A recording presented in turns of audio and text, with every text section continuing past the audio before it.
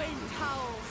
Your fate's worse than death. Behold, the light! Salvation was never offered and never given. Observe the divine. Our pain was foretold. All right, welcome exiles. I hope that your 0.5 league start has been going great so far.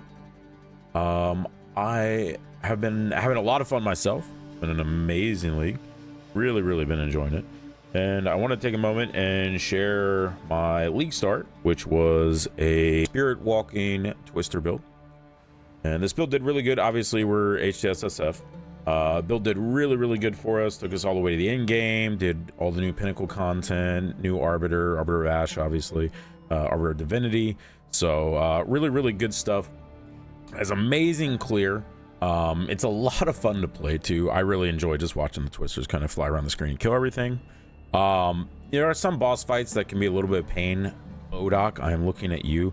Just so you know, Bodok has an endless arena. So your twisters never bounce back. Make sure if you fight him on this build, take salvo off and put something else in there. Don't make the same mistake that I did, because it was very painful fighting him with salvo. That being said, again, the build has just been a blast to play, so I want to kind of go over it. I made a mobalytics that goes over everything, I think pretty well in depth. I'm going to try and just go over some of the highlights here, and then, you know, you guys can of course go there and read through that if you want more in-depth details about everything. But the first thing I want to go over is kind of how the build works, because it is a little bit complicated of a play style, but once you get used to it, it's not too bad. And so if you've never played twisters before, it's basically twisters themselves. If you shoot them out, you'll see they're kind of weak looking.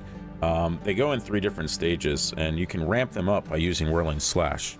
And Whirling Slash also has 3 different stages. So as you use a Whirling Slash inside of a Whirling Slash, it will continue to make it larger and stronger. And then when you shoot your twisters out from inside of that, they will take the empowerment from your Whirling Slash, and they will be stronger. Now, on top of that, you can also empower your twisters by having them go across any type of elemental ground effects. So chilled ground, shocked ground, ignited ground, and they will suck up that effect and add its damage as 50% gain as. So it's a massive amount of damage, and something we definitely want to take advantage of throughout the entirety of playing this build. So the way it actually looks when you are going to be playing in maps is, obviously, you know, we've talked about Whirling Slash and Twister, but then you're also going to be using Ice Tipped Arrows and Barrage. Now, Ice Tipped Arrows is going to turn all of our physical damage into cold damage.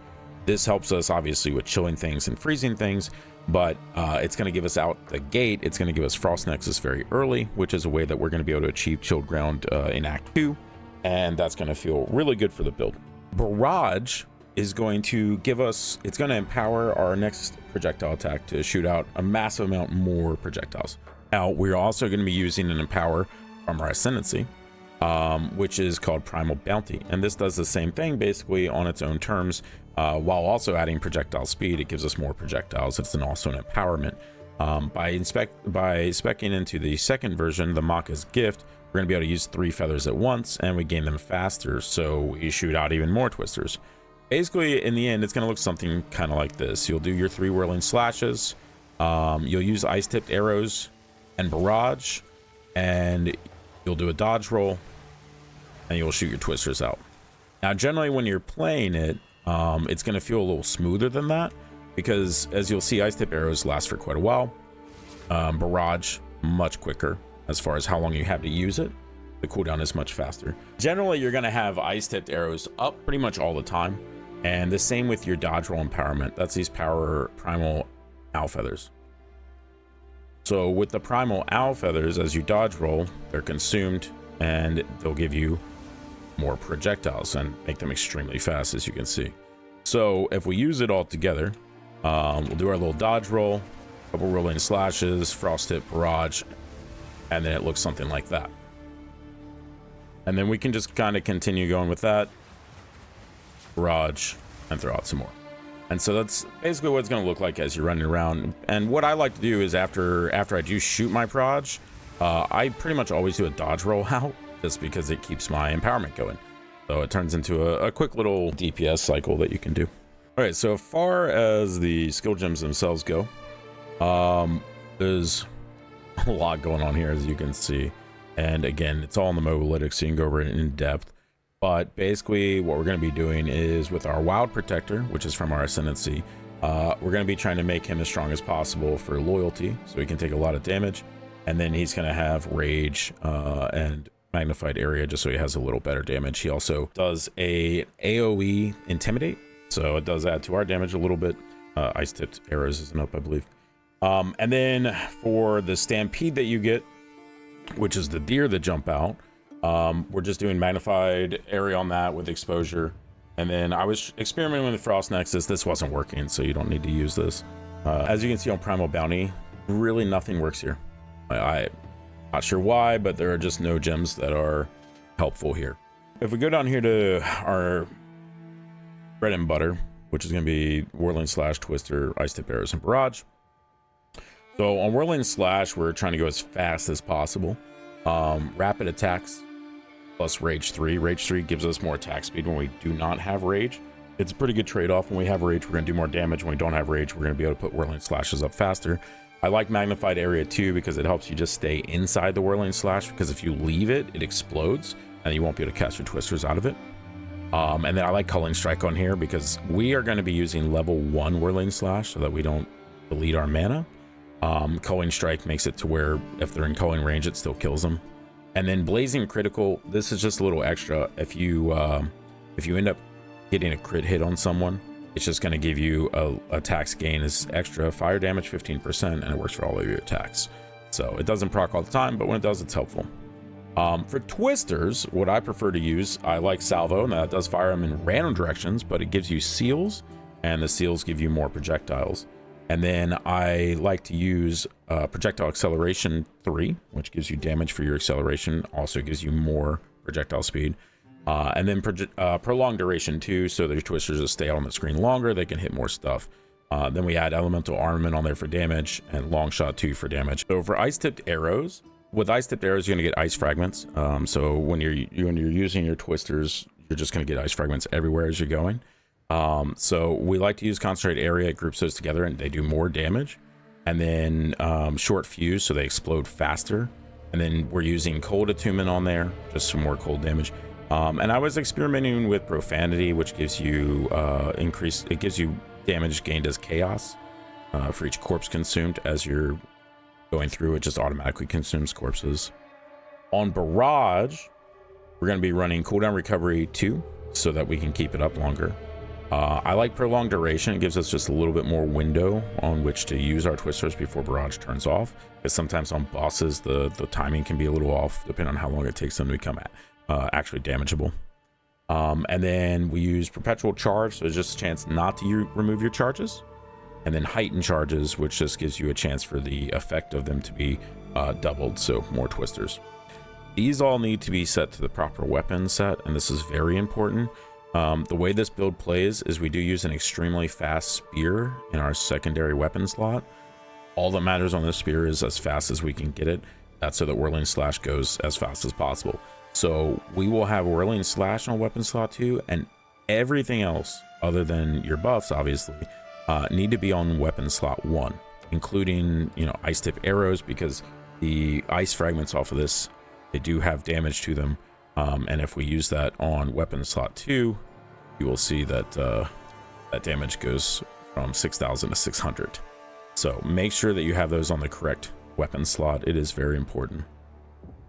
When we get down here to our buffs, Convalescence, I like this as a O button when you're taking some damage. Honestly, as the build gets stronger, you really don't need it. So if you want to swap it out, feel free. But for hardcore, it is helpful. We use Prolonged Duration, so it stays up for longer.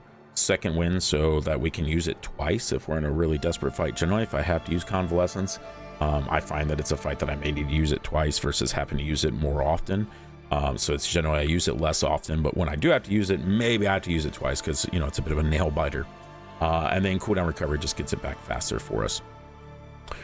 Combat Frenzy, this is going to help us generate charges so that we can use Barrage.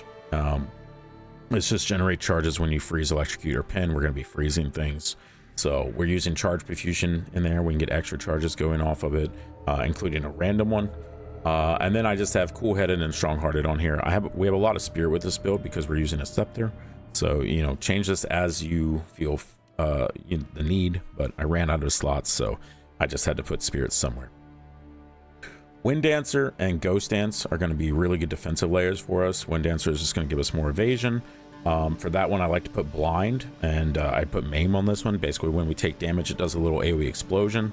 So we have magnified area to make that bigger, and then they just get blinded and maimed from that explosion, which just gives you a little bit of extra defense. Ghost Dance, they did change it. It used to just give you energy shield as you got hit. Now it triggers and gives you energy shield regeneration, and it can stack. So honestly, I think it may actually be stronger, but let's not tell GGG. And then I put cooldown recovery on that just so it can proc faster, because now it's cooldown recovery that makes it the gain time shorter. So that pretty much goes over all of the gems. Now, I do go over in the mobilytics leveling, but basically what you're going to want to do is just start off with Twist and Whirling Slash. Once you get your first level 5 skill gem, grab Barrage immediately, and then your second one, grab Ice Tipped Arrows. Then when you get to Act 2, you can grab a level 2 support gem from the very first area where Wrathbreaker is at, the abandoned camp with the dead caravan guys, the caravan guards, as a level 2 support. That you can grab that Frost Nexus from right there, and that gets you immediately online with Frosted Ground or Frozen Ground. And then from there, basically what I like to do is somewhere around Act 3, well, in Act 3, I like to grab a companion pet if possible that has like Trail of Ice or Trail of Lightning, and start using that as well. Now, as far as the gear is concerned, it's nothing too crazy here. We're going to just try and use, as you can see, my spear is a little rough, but you're going to want to try and do the best you can here. Plus proj is really important. I used to have a plus proj spear, but I may have messed it up with a corruption, so we are using this one. Physical damage, lightning damage, cold damage, whatever front end damage you can get on it. Get plus proj on the back end. You don't need attack speed on this one because we're using an attack speed weapon swap, so then it's going to be critical bonus, anything that's just going to give you more damage. Again, on the weapon swap, we just want the fastest spear possible.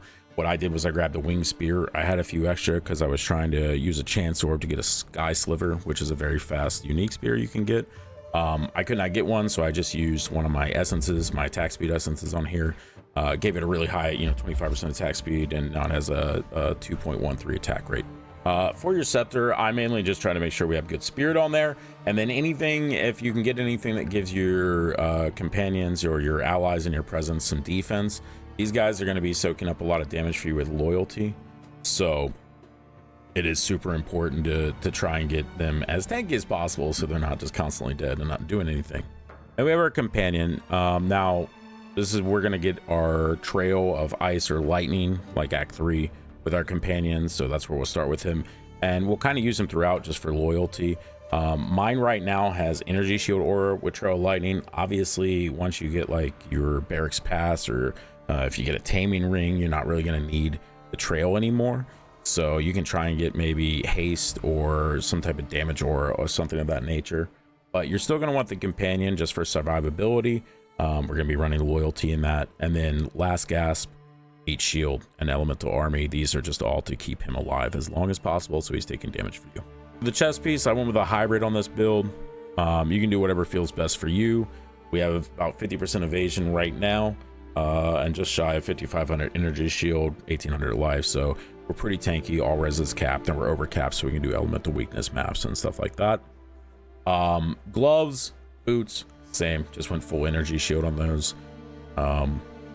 Your belt, gonna fill for resistances. Obviously on your ammo, try and get plus proj resistances. Main thing here is barracks pass. If you can get a hold of a barracks pass, that's gonna give you chilled ground for all your twisters always. It just immediately empowers them.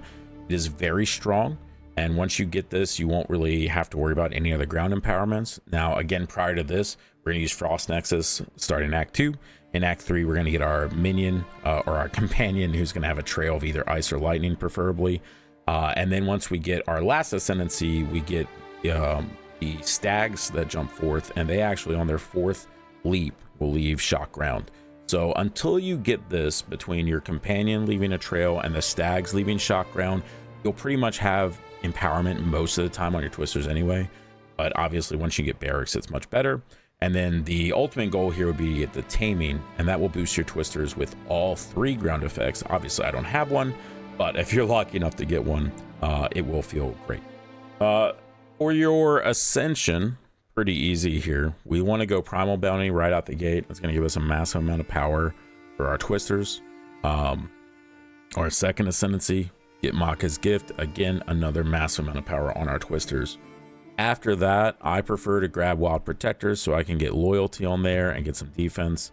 And then for our last ascendancy, we get Vivid Stampede, which gives us the stags that jump out and give us shock ground. Now, the nice thing here, by grabbing all 3 of these, we get a free ascendancy point called Sacred Unity. And this gives us a couple things. Embrace of the Wild, which makes our bear actually take another 8% of the damage. So now they're at 18% loyalty effect. And then the main thing here is the central projectile of owl feathers are going to be empowered. And that's that gold trail you see on the ground as I shoot my twisters out. By standing in that gold trail, you are going to get what's called Soaring Ground.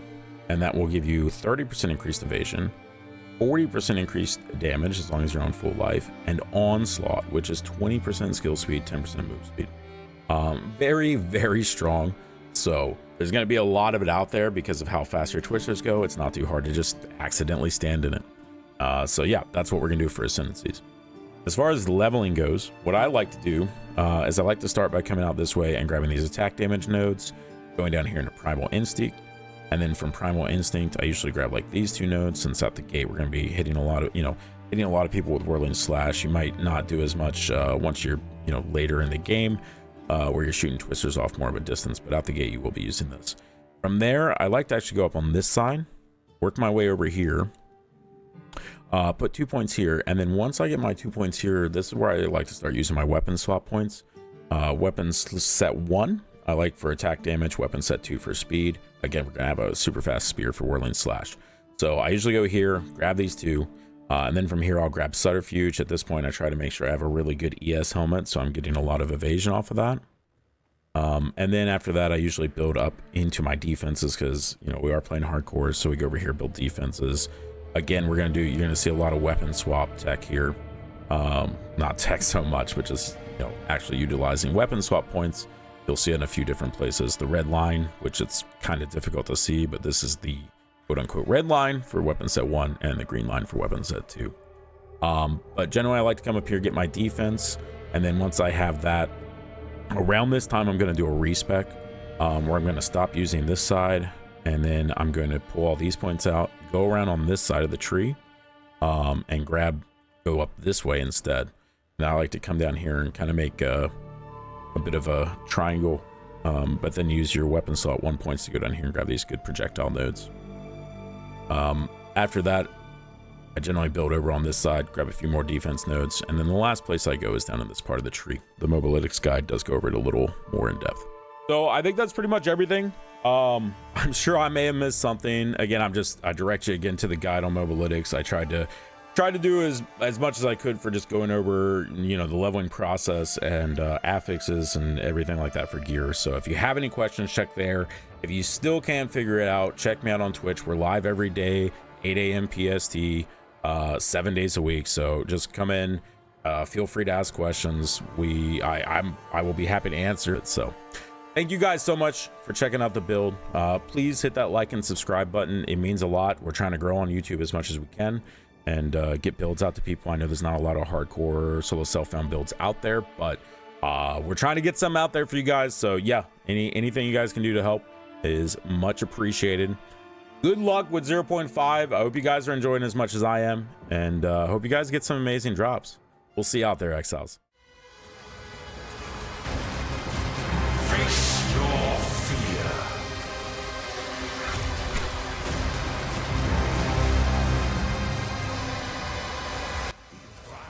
Yo, let's go, boys!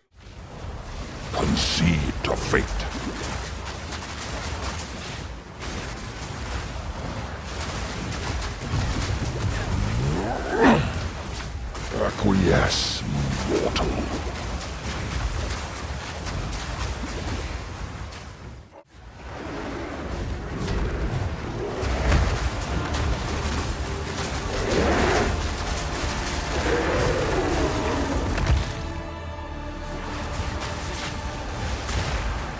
The wind howls.